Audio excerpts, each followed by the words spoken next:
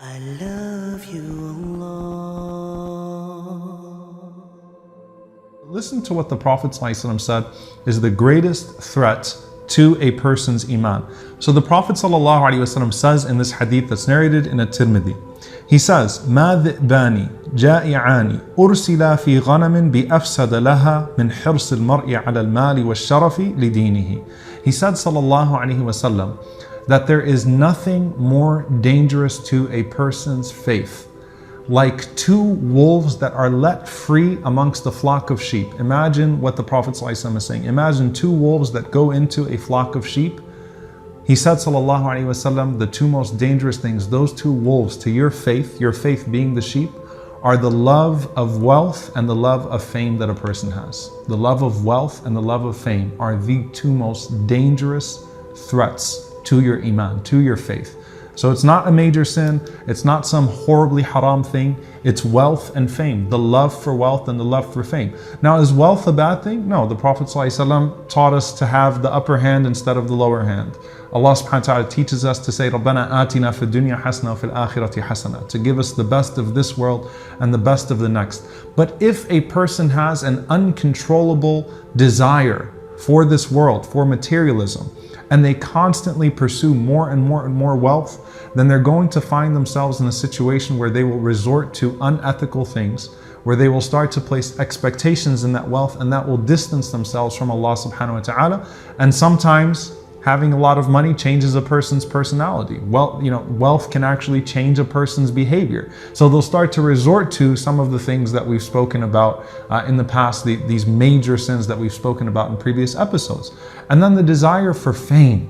If I want to be famous and it's all about the fame, then a person starts to resort to unethical behavior to get that fame. Or when a person gets that fame, once again they change and they find it very easy to resort to some of the major sins that have been described. So what's the solution? Number one, the uncontrollable desire for wealth. The Prophet ﷺ gave us a few things to deal with materialism. First, he taught us ﷺ charity. It sounds simple enough, but if you dictate on yourself to give a certain amount of charity every time you earn, then it's going to be routine and it'll be already baked into anything that you're going to receive.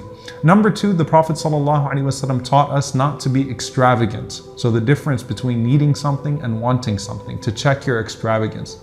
Number three, as we learn in the month of Ramadan in fasting, the importance of sometimes breaking off from something that is available to you of this dunya as a means of gaining a greater appreciation for it. So Umar radiallahu anhu said, if you have a comfortable bed, don't always sleep on it.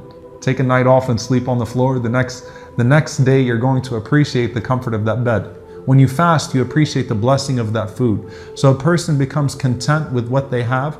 Number four, the Prophet ﷺ taught us to constantly be grateful for what is given to us. As for the love for fame, the Messenger ﷺ taught us that we need to make sure that we never pursue something for the sight of the people. And he taught us that riya, showing off, particularly doing something to be seen by the people, is a hidden shirk.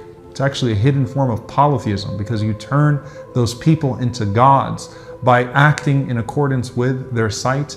And essentially what we learn from our scholars of tazkiyah, our scholars of spirituality, Ibn al-Qayyim rahimahullah says, a person has to make the sight of Allah more beloved to them than the sight of the people. So secret good deeds, essentially try to get famous in the sight of Allah subhanahu wa ta'ala and with the angels that He boasts to, and forget about being famous with the people. So again, the two wolves that are let out on sheep that would destroy a person's Iman are an unchecked love of wealth and fame. May Allah subhanahu wa ta'ala protect us from both, and may Allah subhanahu wa ta'ala grant us the wealth and the fame of the hereafter in the presence of His angels and our Messenger sallallahu alaihi wasallam. Allahumma ameen. See you all next time inshaAllah. Assalamu alaikum wa rahmatullahi wa barakatuh.